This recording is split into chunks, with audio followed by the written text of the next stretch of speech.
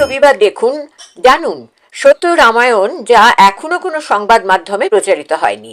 একসময় এই সত্য রামায়ণ আদালতের নির্দেশে নিষিদ্ধ ঘোষিত হয়েছিল, পরে সে নির্দেশ উঠে যায়। কেন? তবে কি আদালত এই সত্য রামায়ণকে মান্যতা দিয়েছিল? দশরথের কি আরও ৩৫০ জন স্ত্রী ছিল? ঋষ্যশৃঙ্গ মুনি কি রাম, লক্ষ্মণ, ভরত, শত্রুঘ্নের পিতা? দেবী সরস্বতী কি কৈকেয়ীর দাসী মন্থরা? নারদের অভিশাপেই কি বিষ্ণুর মর্তে রাম হয়ে জন্মগ্রহণ? সীতা কি সম্মতি দিয়ে রাবণের সঙ্গে লঙ্কায় যান? রাম কি লক্ষ্মণকে হত্যা করতে চেয়েছিলেন? এমন অনেক অজানা তথ্য জানতে দেখুন সত্য রামায়ণ দিগদর্শন চ্যানেলে। প্রতি রবিবার রাত 10টায় প্রকাশিত হবে। লগ ইন করুন, সাবস্ক্রাইব, বেল আইকন ছুঁয়ে গ্রাহক হন। Information provided by the speaker, presenter on the IDSC platform is for general information purposes only.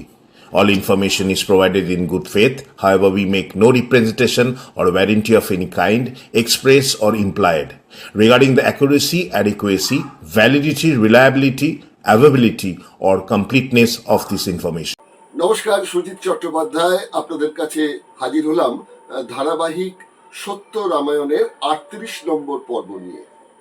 বেশ কিছু পর্ব ধরে আমরা রামায়ণের বিভিন্ন চরিত্র বিশ্লেষণ করছি রঞ্জিত মিস্ত্রির সঙ্গে। রঞ্জিত মিস্ত্রি হচ্ছেন এই পশ্চিমবাংলার দলিত আন্দোলনের একজন কর্মী।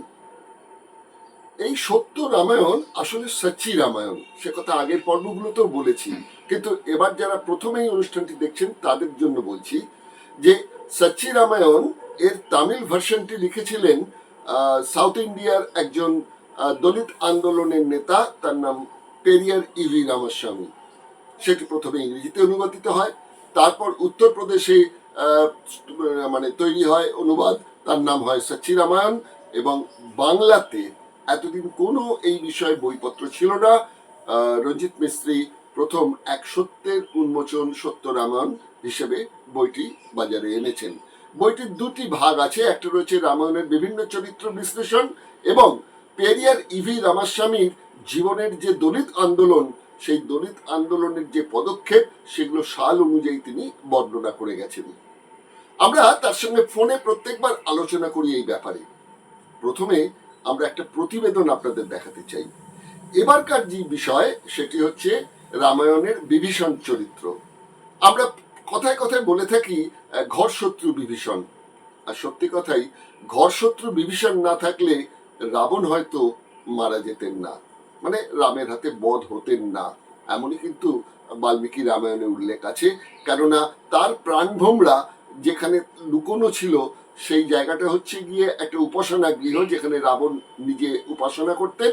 সেই বিষয়টি জানতে পেরেছিলেন বিভীষণ এবং জানতেন মন্দোদরী অর্থাৎ রাবণের স্ত্রী।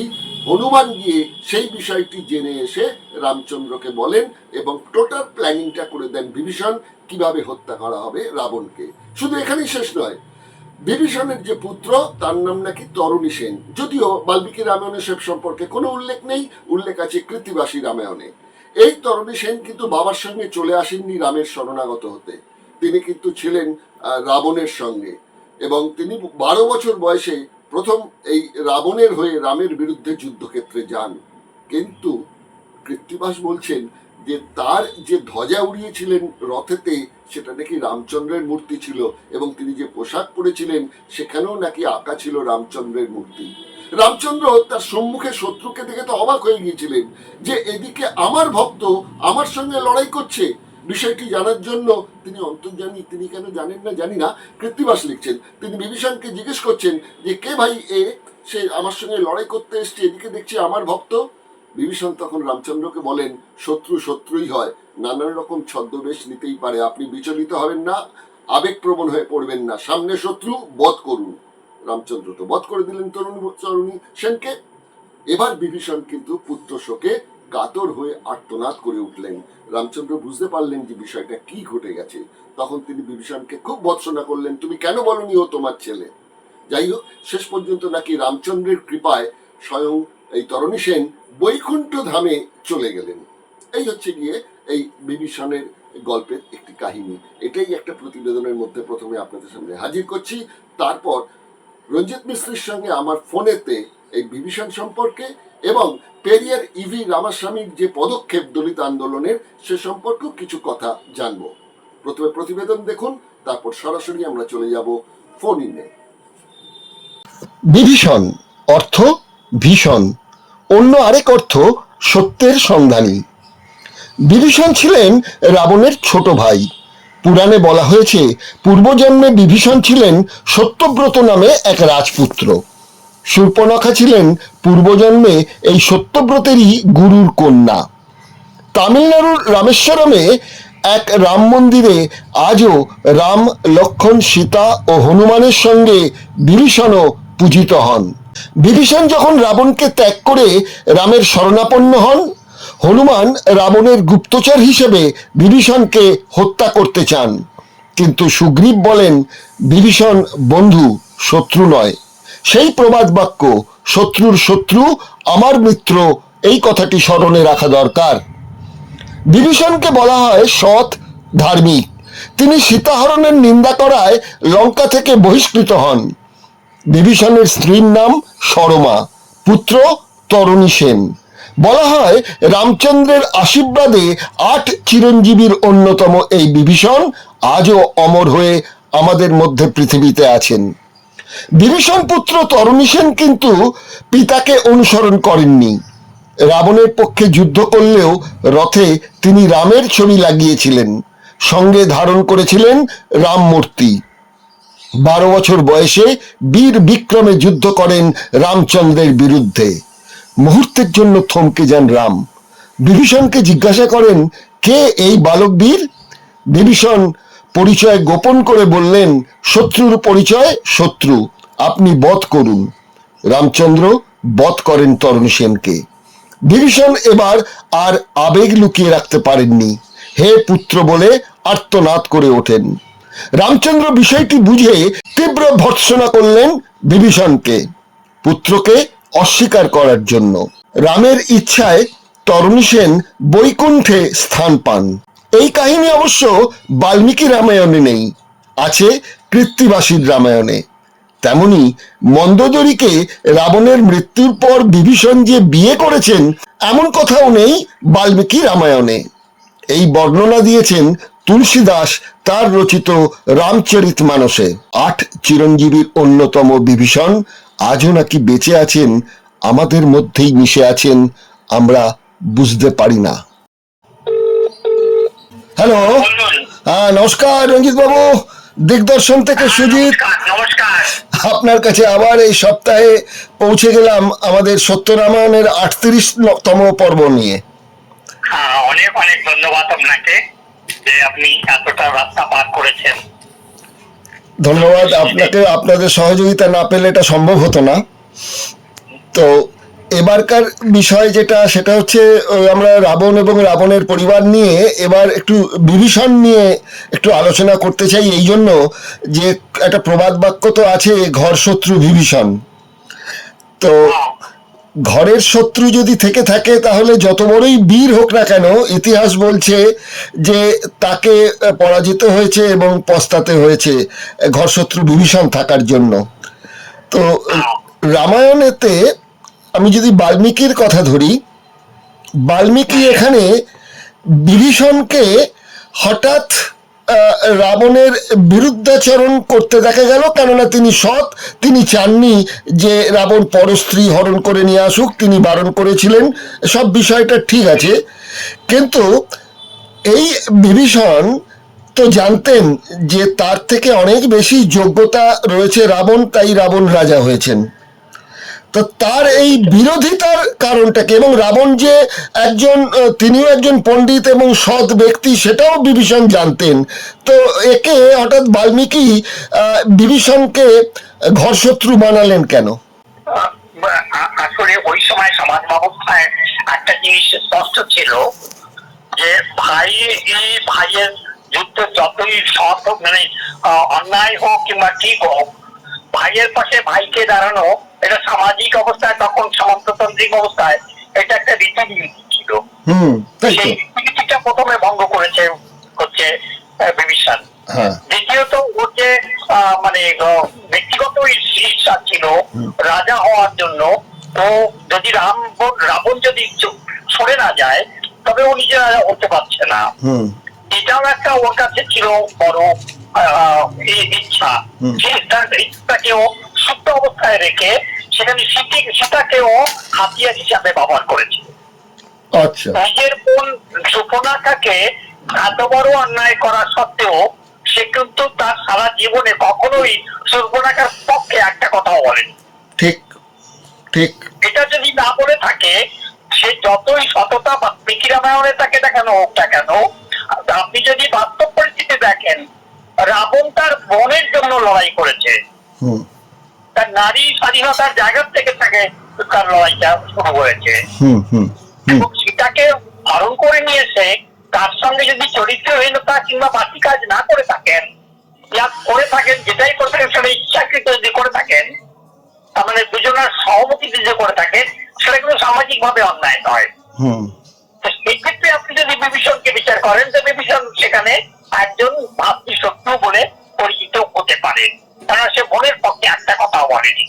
আর নিজেও রামকে সমস্ত সহযোগিতা করেছে, যে রাবণের যতগুলো দুর্বলতা ছিল, যতগুলো তার সুরঙ্গ ছিল সেগুলো সে ধীরে ধীরে সবকিছু ব্যক্ত করেছে, এবং তার সন্তান ইন্দ্রজিৎকে সে মেরেও ফেলেছে, মারতেও বিয়োগ করে দিয়েছে। আচ্ছা, আমি বলছি যে বিভীষণ এই জায়গায় বিভীষণ সম্পূর্ণভাবে তার ব্যক্তি স্বার্থের জায়গা থেকে কাজ করেছে। আচ্ছা, আমরা এরপরে দেখতে পাচ্ছি যে বিভীষণ রামের সঙ্গে এসে দেখা করলেন। সেই সময় হনুমান তাকে বিশ্বাস করেননি, বলেছেন ইনি শত্রুপক্ষের চরও হতে পারেন, সুতরাং একে মেরে ফেলা উচিত।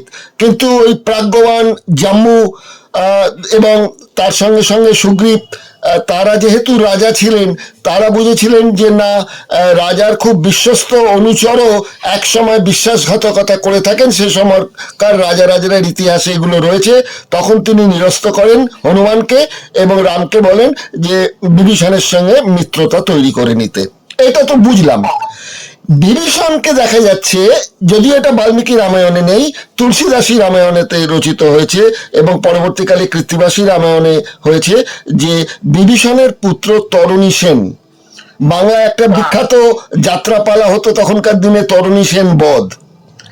এই তরণী সেন কিন্তু বাবার সঙ্গে চলে আসেননি, তিনি কিন্তু তার যে জ্যাঠামশাই অর্থাৎ রাবণের পক্ষেই লড়াই করেন। তখন নাকি তার বয়স ছিল মাত্র 12। সেই বয়সেই তিনি রামের বিরুদ্ধে যুদ্ধ করতে আসেন। কিন্তু এখানে একটা ছোট্ট একটা টুইস্ট আছে, সেটা হচ্ছে যখন তরণী সেন এলেন রামকে বধ করতে, তখন তিনি তার রথের ধ্বজায় রামচন্দ্রের মূর্তি বসালেন। তার যে পোশাক, সেখানে রামচন্দ্রের ছবি আঁকা। রামচন্দ্র তাকে বধ করতে গিয়ে দেখেন তারই ভক্ত। তখন তিনি বিভীষণকে জিজ্ঞাসা করছেন, এ কে যে আমার সঙ্গে লড়াই করতে এসছে, এদিকে বুকে আমার ছবি আঁকা। বিভীষণ কিন্তু রহস্যটা ফাঁস করলেন না, তিনি বললেন শত্রু ছদ্মবেশেও আসতে পারে, সুতরাং আপনি দ্রুত একে বধ করুন। রামচন্দ্র তখন তরণী সেনকে বধ করলো। এরপর এই পুত্রবধের দৃশ্যটি দেখে বিভীষণ আর নিজেকে নাকি সামলে রাখতে পারেননি, হা পুত্র বলে তিনি নাকি আর্তনাদ করে উঠেছিলেন। রাম পুরো বিষয়টা বুঝতে পেরে তখন ভীষণ তিরস্কার করেন বিভীষণকে, যে এটা তুমি কি করলে, তোমার আগে বলা উচিত ছিল। যাই হোক, মৃত্যু যখন হয়ে গেছে তো আর কিছু করার নেই, জীবনও ফেরত দেওয়া যাবে না। আর লক্ষণের মৃত সঞ্জীবনী যে সুধা আনা হয়েছিল, সেটা দিয়েও তাকে বাঁচানো হলো না। কিন্তু রাম একটা কাজ করলেন, বললেন আমি তো নারায়ণেরই অংশ, তুমি এই মৃত্যুর পর বৈকুণ্ঠ ধামেতে অশেষ স্বর্গ সুখ লাভ করবে। তরণী সেন নাকি বৈকুণ্ঠ ধামে চলে গেলেন। এই হচ্ছে মূল গল্প। তা বিভীষণ এখানে নিজের পুত্রকেও হত্যা করতে পিছপা হলেন না, মানে হত্যা করার জন্য প্রণোদিত করতেও পিছপা হলেন না, সবই ওই রাজ সিংহাসনের জন্যই। আপনি যদি ওই সময়টা রাজত্বের অবস্থা দেখেন, তবে রাজ্য পেতে সিংহাসনে বসার জন্য যেমন ভাইকে স্পেয়ার করা হয়নি, তেমন নিজের সন্তানকেও স্পেয়ার করেনি। এটা শুধু রামায়ণের বাল্মীকি রামায়ণ নয়, বিভিন্ন ক্ষেত্রে আপনি এটাই দেখতে পাবেন মধ্যে তারা সে কোনো না কোনো ভাবে হয় স্ত্রীকে দিয়ে দিয়েছে, শত্রুপক্ষকে বিক্রি করে সমর্পণ করে নিজেকে বাঁচিয়েছে, কখনো বোনকে, কখনো ভাইকে। এইগুলো তো রাজনীতিদের চরিত্র, মানে তাকে নিজের জায়গাটা তৈরি করে রাখতে হবে, তাকে সিংহাসনে আসন রেখে তার ইতিহাস তৈরি করতে হবে। এটা স্বাভাবিক করেছেন। এবং বিভীষণকে আজও বিভীষণকে অনেক জায়গায় এই বিষয়ে তিরস্কৃত হতে হয় এবং সমাজেও তার একটা নিন্দনীয় অবস্থা রয়েছে। এগুলো তার অংশ বিশেষ। আবার শুনছি মধ্যপ্রদেশে একটা মন্দির আছে, সেই মন্দিরে নাকি রাম, লক্ষ্মণ, সীতা, হনুমানের সঙ্গে বিভীষণের মূর্তি রেখেও তাকে নাকি পুজো করা হয়। ব্রাহ্মণবাদীরা তো করবেই। ব্রাহ্মণবাদীদের আজকে যে বিভীষণ ঘরে ঘরে জন্মেছে, তাদেরকে পূজা করছে না এই শাসক বর্গ। ঠিক। আজকে যারাই আমাদের মধ্যে যারা বিভীষণ, আমাদের মধ্যে হাজারো হাজারো বিভীষণ তৈরি হয়েছে এখন। ঠিক। তাদের সঙ্গে আপনি বলতেই পারবেন না। ঠিক। এগুলো তো ঐতিহাসিক পরম্পরা আজকেও আছে ভারতবর্ষে। এটা একটা বড় বিড়ম্বনা ভারতবর্ষের মানুষের, যারা ইতিহাস জানে না, ইতিহাস নিয়ে চর্চা করেন না, আর তারা এই ধরনের নিজের অস্তিত্ব সম্পর্কে তাদের ওয়াকিবহাল নয় এবং তারা এই ধরনের পূজা করে চলে। তারই অংশ বিশেষ। আচ্ছা, আরেকটা আপনার একটু মতামত জানতে চাইবো, সম্পূর্ণ আপনার ব্যক্তিগত মতামতই জানতে চাইবো। সেটা হচ্ছে গিয়ে মন্দোদরী, রাবণের স্ত্রী, তিনি নাকি পরমা সুন্দরী ছিলেন, এমনকি সীতার থেকেও সুন্দরী ছিলেন, যার জন্য যখন অশোক বনে হনুমান গেল, সীতাকে দেখে তিনি চিনতে পারেননি, তিনি উল্টে মন্দোদরীকেই সীতা ভেবে বসেছিলেন, মানে এমন সুন্দরী। আগে তো হনুমান দেখেননি সীতাকে, তিনি বলেছেন রামের যদি যোগ্য স্ত্রী হয় তাহলে এরকম সুন্দরী স্ত্রী হতে পারে, এরকম একটা ধারণা করে মন্দোদরীকে তিনি স্ত্রী ভেবেছিলেন রামের। এই মন্দোদরী তার স্বামীর মৃত্যুর পর তিরস্কার করলেন রামকে, কিন্তু তারপর দেখা গেল রামচন্দ্র এই বিভীষণের সঙ্গে মন্দোদরীর বিয়ে দিতে চাইলেন এবং মন্দোদরীও সেটা অ্যাকসেপ্ট করে নিলেন। এই বিষয়টা আপনার মতামতটা কি? দেখুন, নারীর অসহায়তা একটা বড় ব্যাপার। কোন নারী বিধবা অবস্থায় জীবনযাপন করুক, ওই সমাজ নেই, আজকেও নেই। বিশেষ করে এই সমাজ অবস্থায়ও আপনি ভারতবর্ষের বিভিন্ন প্রান্তে দেখবেন যে দেবরকে বিয়ে করার যে ইতিহাস রয়েছে, আগেও আমি আলোচনা করেছি, আজকেও তাই। এবং পুরুষরা যখন যে কোনো নারী হোক, সে ভাইয়ের বউ হোক আর যেই হোক না কেন, তাকে ভোগ করার, এই ধরনের সুন্দরী মহিলাকে ভোগ করার যে আকাঙ্ক্ষা থাকে সেটা থাকে। আর নারীর দুর্বলতা এখানটায় এইটাই যে নারী নিজেকে, পুরুষ ছাড়া নিজেকে অসহায় মনে করে এবং আজকেও তাই করছে তাই। এবং সেই জন্যই এটা হয়। সিঁদুর যদি কেউ মুছে ফেলে কোনো নারীর হঠাৎ করে, তা সে শাখা যদি ভেঙে যায়, দেখবেন তার কিরকম রিয়াকশন, সেটা বুঝতে পারবেন যে এরা কতটা দুর্বল এখনো সমাজে। মানে সমাজ ব্যবস্থায় সিঁদুরটা হচ্ছে একটা লাইসেন্স, সিম্বল, যেটার ভূমি তার কাছে তার রক্ষাকর্তা। দেখুন না, যতগুলা আপনি অনুষ্ঠান দেখবেন, ভাই দুজ, রক্ষাবন্ধন, সবগুলো কি নারীকে সম্পূর্ণভাবে গোলাম বানিয়ে রাখার মানসিকতার থেকে পুরুষ বাচ্চাদেরও নারী বাচ্চাদের সঙ্গে কম্পারিজন করে তাকে দুর্বল মনে করে ভাইকে দিয়ে রক্ষা করার মানসিকতায় আসছে দুদিন পরে। একটা টিভিতে প্রায় একটা বিজ্ঞাপন এখন চলছে, সেটা হচ্ছে এই সামনের ভাইফোঁটাকে কেন্দ্র করে একটি কোম্পানি তাদের প্রোডাক্ট বিক্রি করার ব্যাপারে যে গল্পটা সাজিয়েছে। সেখানে হচ্ছে একটি মেয়ে একটি ছেলেকে, ভাইকে ফোঁটা দিচ্ছে, তারপর মেয়েটি সরল মনে জিজ্ঞাসা করছে, মা আমাকে ফোঁটা দেওয়া হবে না? তখন সেই চরিত্রটির মুখটা দেখা গেল যে একটু যেন তিনি কিংকর্তব্য বিমূঢ় হয়ে বললেন, ফোঁটা দুজনেরই ফোঁটা। কিন্তু বোন ফোঁটার প্রচলন কিন্তু আজকের যখন সমাজ ব্যবস্থায় যারা নারী পুরুষ সমান সমান বলছে, দু একটা বিক্ষিপ্ত জায়গায় একটা অনুষ্ঠান মাত্র তৈরি হচ্ছে বটে, কিন্তু সামাজিকভাবে কিন্তু বোন ফোঁটাটা গৃহীত হলো না। আপনি যদি দেখেন, এগুলো হচ্ছে তথাকথিত মানে পকেটিকনেস, এগুলো কিন্তু কোনো অন্তর থেকে কিংবা সামাজিক পরিবর্তনের জায়গা থেকে কিন্তু করছে না। সমাজে দেখা যে হ্যাঁ আমার মেয়েটাও সমান অধিকারের অধিকারী, কিন্তু আলটিমেটলি কিন্তু তা নয়। আচ্ছা, এবার করতে হবে। এবার আমি রামায়ণ প্রসঙ্গ ছেড়ে একদম আধুনিক যুগে চলে আসছি, সেই পেরিয়ার ইভি রামাস্বামীর কথায় চলে আসি। পেরিয়ার ইভি স্বামী যখন বুঝতে পারলেন যে ব্রাহ্মণ্য ধর্মের একটা হাতিয়ার তৈরি করা হয়েছে এবং বৌদ্ধ সংস্কৃতি এবং বৌদ্ধ জাতকের, দশরথ জাতকের গল্পটাকে মুছে ফেলতে গেলে একটি তার প্রতিদ্বন্দ্বী একটি রামায়ণ রচনা করতে হবে, সেখানে বাল্মীকি হোক বা বাল্মীকির মতো আরো 4-5 জন, কেন স্থির সিদ্ধান্তে আসতে পারি না যে বাল্মীকি কে ছিলেন তার কোনো ঐতিহাসিক কোনো সূত্র তো নেই, সবই পুরাণ কথা, মিথ, এবং মিথ শব্দের সঙ্গে মিথ্যা শব্দ আছে, আমি সে বিতর্কেও যাচ্ছি না। আমি ইভি রামাস্বামী যে 300 রামায়ণ ঘেটে সত্য রামায়ণ বলে বইটি লিখলেন এবং লিখবার পরে সেটা বাংলা ভাষায় আপনি অনুদিত করলেন, সেটা এক সত্যের উন্মোচন, এটা দুর্দান্ত নাম দিয়েছেন, এক সত্যের উন্মোচন। এই যে রামায়ণ নিয়ে আপনি বইটি লিখলেন, এই পরিপ্রেক্ষিতে আমি জিজ্ঞাসা করছি যে ইভি রামাস্বামীর সঙ্গে আপনি এক জায়গায় বলেছেন যে বিভিন্ন তখনকার দিনের রাজনৈতিক এবং দলিত আন্দোলনের যারা ছিলেন তাদের সঙ্গে পরিচয় হয়েছে, আম্বেদকরের সঙ্গে পরিচয় হয়েছে, যেটা আমরা গত সপ্তাহে আমরা আলোচনা করেছি। বাদ থেকে গেছে জিন্না সম্পর্কে বলেছেন আপনি, এবং আমরা ইতিহাসেও দেখছি জিন্নার সঙ্গে একটা পরিচয়ও হয়েছিল আমাদের ইভি রামাস্বামীর। সেই বিষয়টা যদি একটু বলেন যে তার সঙ্গে সম্পর্কের বিষয়টা কি হয়েছিল। দেখুন, যখন জিন্নার কিন্তু প্রগ্রেসিভনেসে কোনো কমই ছিল না একটা সময়, হ্যাঁ, তিনি কিন্তু ভারতবর্ষের মুসলিম সমাজ কিন্তু একজন প্রগ্রেসিভ মুসলিম ছিলেন, এই বিষয়ে কোনো সন্দেহ নেই। কিন্তু যখনই কংগ্রেস তাকে আইসোলেট করছে, ব্রাহ্মণবাদীরা যখন আইসোলেট করছে, সেই আইসোলেট এমনি তো অনেক বিদ্বান ব্যক্তি ছিলেন, অসম্ভব, তখন দেখলেন যে যখন আইসোলেট হচ্ছেন আর মুসলিম ধীরে ধীরে মার্জিনালাইজ হয়ে যাচ্ছে, আর তার সঙ্গে রামাস্বামী জাতি ব্যবস্থায় তার লড়াই করছেন, একদিকে আম্বেদকর করছেন, এবং এই তিনজনের কাজ করে একটা নতুন ভাবনা চিন্তার জায়গা দিয়েছিলেন ত্রিরাষ্ট্রীয় ব্যবস্থার জায়গা থেকে। এই ত্রিরাষ্ট্রীয় ব্যবস্থার জায়গা থেকে তখন দিয়েছেন, কংগ্রেস তখন এই ব্যাপারে ভয় পেয়ে গেলেন।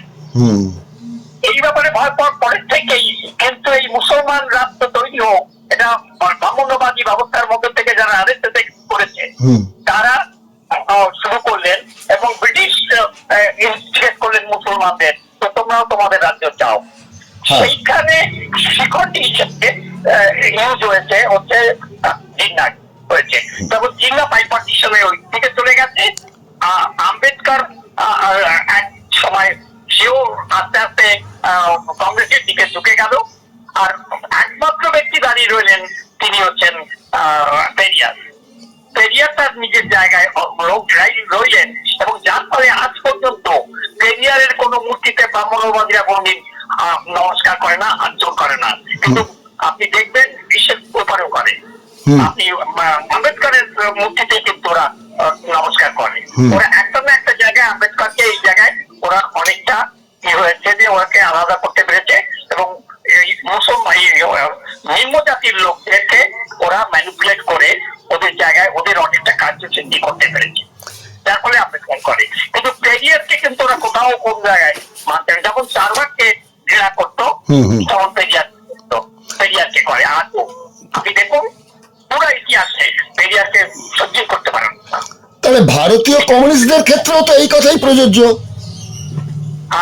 ভারতীয় কমিউনিস্টদের ক্ষেত্রেও এই কথাই প্রযোজ্য। ওরা ব্রাহ্মণ্যবাদী রয়েছে ওর মধ্যে, ব্রাহ্মণ্যবাদী বিশেষভাবে ওদের মধ্যে রয়েছে। ওরা এখনো পর্যন্ত শ্রেণী সংগ্রামের জায়গায় নিম্ন জাতের মানুষদের দেয়নি, অধিকার দেয়নি। আপনি দেখুন না যতগুলো চিফ মিনিস্টার হয়েছে বাংলায়, কে আছে যারা দলিত শ্রেণী কিংবা শূদ্র জাতির থেকে অন্য জাতির থেকে এসছে? কেরালার ক্ষেত্রেও তো একই, কেরালার ক্ষেত্রেও একই, পুরো ভারতবর্ষের ক্ষেত্রেও তাই।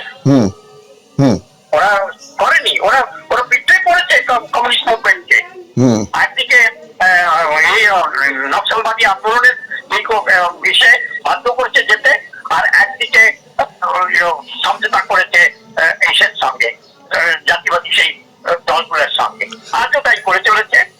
এই জন্যই কি পেরিয়ার বলেছিলেন যে এই 15ই আগস্ট 1947-এর স্বাধীনতা দিবসটাকে তিনি মানতে চাননি? উনি বলছেন যে এটা হোয়াইট নিষেধের থেকে নিষেধের মানে কালোদের ক্ষমতা হস্তান্তর ব্রাহ্মণ্যবাদীদের। ঔপনিবেশিক যে শাসক, মানে বিদেশি শাসক, তার থেকে এখানকার যারা ঔপনিবেশিক হত্যাকর্তা তাদেরকে হস্তান্তর হয়েছে, এবং এটা একটা বড় ষড়যন্ত্র ভারতবর্ষের আন্দোলনের ক্ষেত্রে, যার ফলে ভগৎ সিং এর মতো হাজার হাজার লোককে বলিদান দিতে হয়েছে, তাদের মাইনে দিয়ে পড়েছে। আপনি একটা কথা জানেন মনে হয় যে বিটি রণদেবে যখন এই আন্দোলন শুরু করেছিলেন এবং সশস্ত্র আন্দোলনের ডাক দিয়েছিলেন, বিটি রণদেবের পিছন থেকে ছুরি মেরেছে কমিউনিস্টরা, সিপিআই সিপিএম যারা করে আসছে তাদের পূর্বপুরুষরা। আজকে আমরা বুঝতে পারছি যে এরা কত বড় বিক্রি করেছে। আচ্ছা, এবার শেষ প্রশ্ন আপনার কাছে, সেটা হচ্ছে যে পেরিয়ার ইভি রামাস্বামী একটা সময় একটা কিন্তু কঠোর সিদ্ধান্তের কথা বলেছিলেন, আলাদা করে ভারতবর্ষ থেকে বেরিয়ে দ্রাবিড় নাড়ু, তামিলনাড়ুকে আলাদা রাষ্ট্রের কথা ভাবনা চিন্তা শুরু করেছিলেন। অনেক জাতীয়তাবাদী, সকল জাতীয়তাবাদী অনেক নেতারা এই জন্য পেরিয়ারকে বিচ্ছিন্নতাবাদী বলে কিন্তু একটা দাগিয়ে দেন। এই ব্যাপারে আপনি কি বলবেন? পেরিয়ার রামাস্বামী দ্রাবিড় নাড়ু হিসেবে আলাদা সিদ্ধান্ত নিতে বাধ্য হয়েছিলেন এই ব্রাহ্মণ্যবাদীদের হাত থেকে বাঁচার জন্যই? অবশ্যই তাই। উনি আজকেও আপনি দেখুন 100 বছর পরেও পেরিয়ার যে প্রাসঙ্গিক ভারতবর্ষের জাতীয়বাদী অবস্থায়, সেটা আপনি প্রমাণ করতে পারবেন এখনো পর্যন্ত।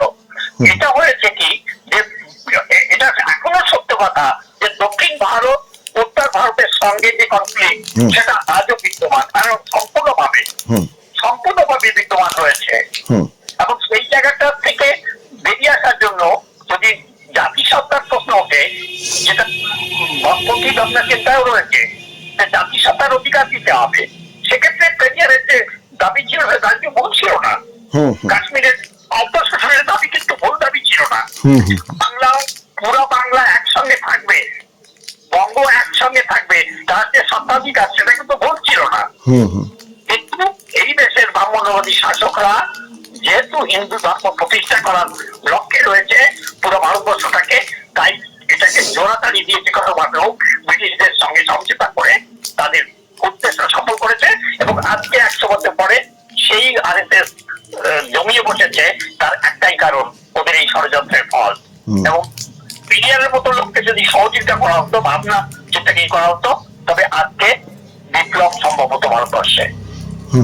সেক্ষেত্রে তো বলবেন আপনি যে দক্ষিণ ভারতের যার প্রেরণাতে তৈরি হলো ডিএমকে দল, সেই ডিএমকে দলও তো তাহলে স্ট্যালিন তার ছেলে আর কি করুণানিধির ছেলে স্ট্যালিন মূর্তি বসিয়েছেন আমেরিকাতে, সব বিষয়টা ঠিক আছে, কিন্তু ঠিক সে যেভাবে ডিএমকে কে দেখতে চেয়েছিলেন পেরিয়ার, ঠিক সেভাবে কিন্তু ডিএমকে দলটি পরিচালিত হচ্ছে না। একদম ঠিক কথা বলেছেন, একদম ঠিক কথা। যেমন কংগ্রেস গান্ধীকে ইনস্ট্রুমেন্ট বানিয়েছে এবং এই মানে কি বলে নিজের পরিবারের শাসন জারি করে রেখেছেন, নেহরু পরিবারের শাসন জারি করে রেখেছিল দীর্ঘ 60 বছর ধরে। সেই রকম ভাবে তামিলনাড়ুতে পেরিয়ারকে ইউজ করা হচ্ছে। এই গেমকে পেরিয়ারকে ইউজ করে তার স্বার্থটাকে ব্যবস্থাটাকে কনসলিডেট করছে, এ বিষয়ে কোনো সন্দেহ নেই। এটা ভারতবর্ষের বিড়ম্বনা। এই ব্যাপারটা নিয়ে অনেক গভীরভাবে আমাদের ভাবনা চিন্তা করা উচিত। রঞ্জিত বাবু, আজকে তো আমাদের সময়সীমা এখানে শেষ হয়ে গেল। আমি 39 নম্বর পর্বে আবার কিছু নতুন বিষয়, অর্থাৎ রামায়ণের কিছু চরিত্র এবং পেরিয়ার ইভি রামাস্বামীর পর যে পদক্ষেপগুলো রয়েছে আমৃত্যু, সেই বিষয়গুলো নিয়ে আবার 39 নম্বর পর্বে আপনার কাছে হাজির হব। অনেক ধন্যবাদ। আপনি যখন বলবেন আমি উপস্থিত থাকবো। আরো বড় করে আমাদের কিছু করতে হবে, সেটা মাথায় রেখে। ঠিক আছে, নমস্কার, ভালো থাকবেন।